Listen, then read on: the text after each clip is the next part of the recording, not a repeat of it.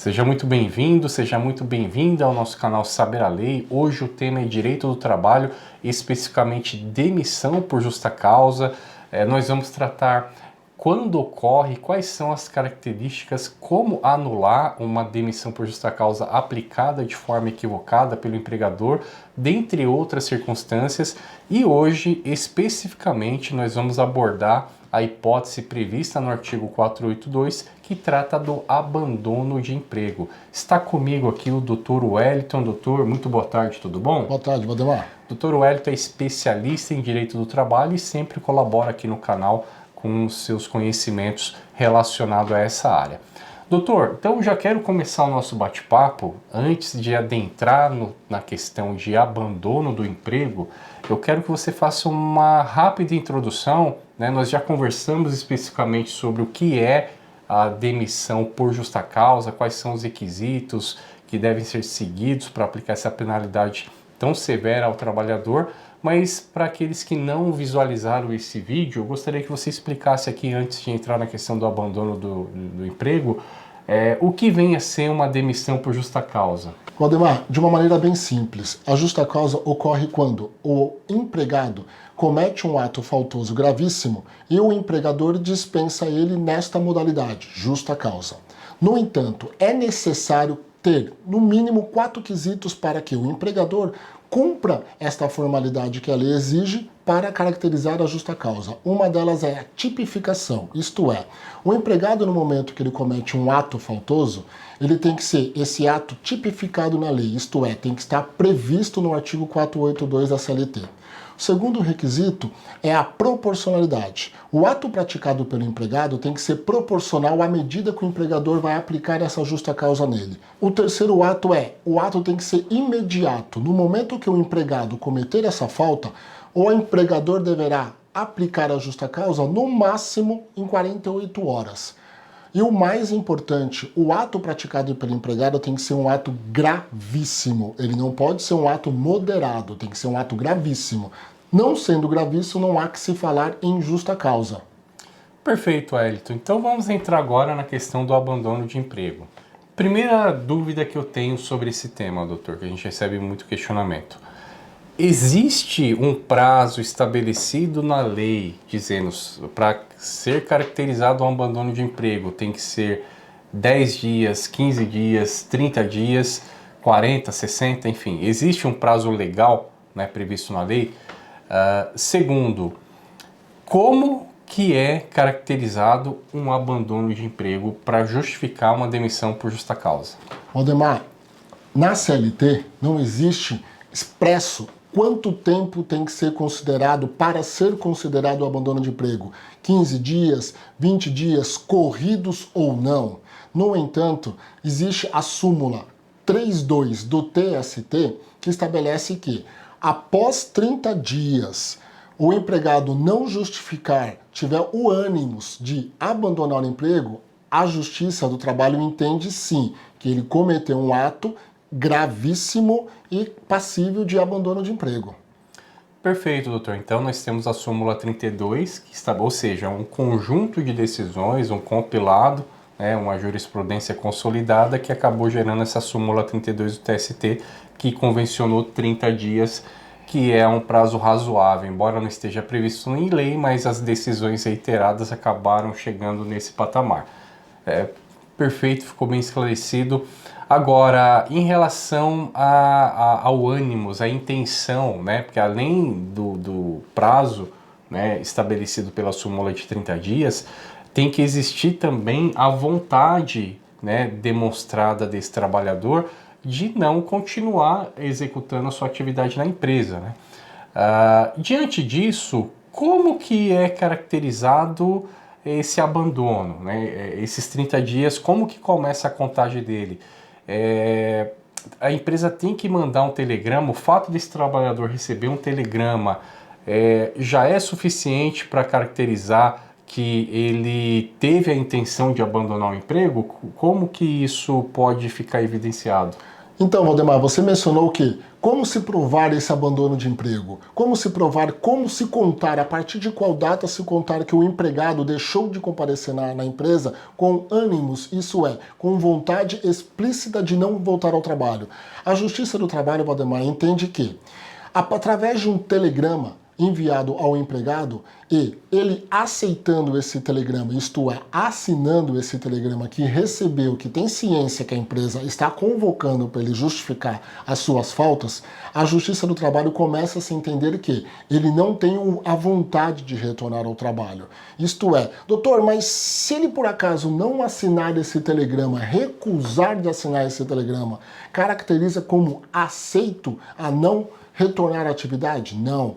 O fato dele simplesmente não assinar o telegrama não quer dizer que ele não tem a intenção de voltar ao trabalho, Valdemar. E é um pouco polêmico, né, o Wellington, porque assim, se o trabalhador, eu gostaria que você trabalhasse um pouco mais nessa afirmativa que você fez. A lei não tem nada previsto de prazo, mas você explicou que tem a súmula 32 que estabeleceu esses 30 dias. E o início da contagem desse prazo para se caracterizar a vontade, a intenção de abandonar o emprego do trabalhador, se convencionou também, não existe uma previsão legal, mas por um hábito a empresa manda um telegrama, né, que aí é colhida ali a assinatura desse comunicado encaminhado para o empregado, né, para o trabalhador, para assim ter um termo inicial desse comunicado e atingir esses 30 dias para se caracterizar o abandono. Mas você mencionou que assinando ou não, ainda que o trabalhador venha a recusar, não se pode considerar que o recebimento do telegrama ou a recusa em assinar o recebimento desse telegrama, isso não é suficiente pela Justiça do Trabalho, pela jurisprudência, para se caracterizar a intenção, o ânimos de abandonar o emprego. Por que isso acontece? Valdemar, é muito comum, durante a prática da Justiça do Trabalho, a empresa simplesmente falar para o empregado: olha, permaneça em casa, eu vou ver se eu tenho algum serviço para você, eu vou ver em qual posto eu vou te colocar. Passado alguns dias, por exemplo, 15 dias que o empregado está na sua residência, a empresa simplesmente envia esse telegrama. No momento que o empregado recebe esse telegrama, ele recusa a assinatura, informando: pô, mas eu vou assinar um telegrama, sendo que quem mandou eu ficar em casa aguardando um posto de trabalho foi a empresa. Então, não é a recusa da assinatura do telegrama que vai caracterizar o abandono de emprego. Por quê? Ele não está recusando, ele não quer retornar ao trabalho por liberalidade dele. Ele não quer retornar ao trabalho porque a empresa falou para ele permanecer em casa. Então, o ato de não assinatura não caracteriza como vontade de abandonar o emprego. Doutor, e puxando, excelente esclarecimento, e infelizmente a gente sabe que isso acontece, né? A empresa pede para o trabalhador aguardar o seu chamado, de boa fé o trabalhador espera, recebe um telegrama comunicando para que ele possa retomar suas atividades, a empresa fala: não, a gente mandou o telegrama, mas no momento aqui estamos realocando as funções, aguarda em casa, transcorre os 30 dias e daqui a pouco ele recebe um comunicado de demissão por justa causa. Com base nisso, eu quero trazer aqui a conversa por uma situação que é triste e infelizmente acontece muito, a questão da alta previdenciária, daquele trabalhador que estava incapacitado, ou seja, ele já vem com um problema clínico, né, com uma limitação física clínica, recebe alta do INSS, recebe por um período ali o benefício por incapacidade, um auxílio-doença ou até mesmo uma aposentadoria por invalidez, passa na perícia do INSS, o perito considera ele apto ao trabalho e esse trabalhador ele se apresenta na empresa, né? Só quero reforçar aqui que a partir do momento que o INSS cessa o benefício previdenciário, o trabalhador é obrigado a se apresentar na empresa, né? Então a empresa não é obrigada a convocar esse trabalhador porque tem fé pública a decisão do perito do INSS. Ainda que esse trabalhador esteja totalmente incapacitado, sem condições de exercer suas atividades laborais, uma vez que ele recebeu, ainda que de forma inadequada, uma alta do perito do INSS, isso significa que, por lei, esse trabalhador deve retornar ao trabalho e é considerado apto ainda que não esteja, né? Que é um absurdo o que acontece. Então ele deve sim se apresentar na empresa. O que nós vivenciamos na prática, Dr. Wellington? Essa pessoa, esse trabalhador, ele se apresenta na empresa, só que a empresa muitas vezes não tem como realocar esse trabalhador porque ele está com um tipo de sequela, ele está ainda com uma certa limitação física e por um motivo de saúde ele não consegue ainda executar suas atividades habituais. Então, o que a empresa, infelizmente, não são todas as empresas, mas nós infelizmente nos deparamos com essa situação até de forma corriqueira, o que não deveria ocorrer. Mas o que acontece de fato que nós estamos vivenciando? Ele se apresenta na empresa, a empresa fala, mas eu não tenho como realocar você, você tem que voltar para o INSS porque o médico do trabalho alegou que você não tem condições de retornar. Aí ele fica nesse limbo, vai para o INSS, nega o benefício, vai para a empresa diz que ele não tem como retornar ao posto e passa um determinado período, ele fala, olha, vocês têm que tomar uma decisão, porque eu estou sem receber do INSS e sem receber da empresa, tem que decidir a minha vida, né? Ou demite sem justa causa ou coloca eu para trabalhar em alguma atividade que seja compatível com as limitações. E o que a empresa faz? Justamente isso que você mencionou. Fala, olha, no momento nós não temos aqui nenhuma vaga, aguarda em casa que nós vamos convocar você posteriormente.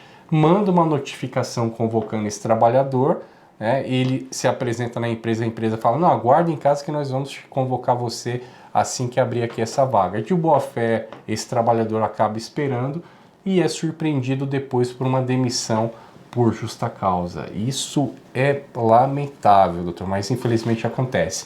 Então, se isso acontecer, existem duas providências a serem tomadas nessa situação. Primeiro, cabe uma ação trabalhista para anular a demissão por justa causa, verificar a possibilidade de uma doença ocupacional ou acidente do trabalho e pleitear uma indenização pela redução da capacidade laboral.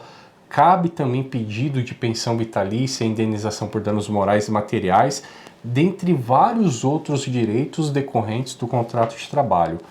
Junto com essa providência trabalhista, cabe também uma ação previdenciária para obter a concessão do benefício por incapacidade.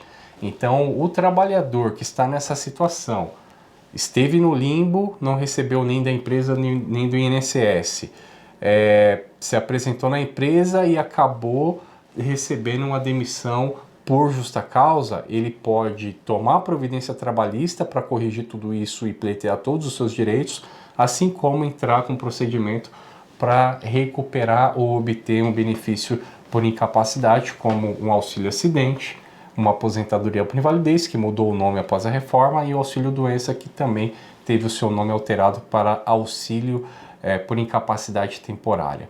Então, com isso, doutor, com esse complemento aqui que eu fiz diante da sua fala, que foi excepcional, eu quero reiterar o meu convite para você que acompanhou a gente até o final, a se inscrever aqui no nosso canal, ativar as notificações. Nós temos o nosso site saberalei.com.br, nós temos vários artigos, vários conteúdos relacionados a direito do trabalho e direito previdenciário, inclusive demissão por justa causa. Nós temos um texto completo no link da descrição desse vídeo para você acessar e acompanhar a gente também no Instagram, @saberalei. Dr. Wellington, mais uma vez, muito obrigado e eu aguardo o senhor numa próxima oportunidade. Obrigado.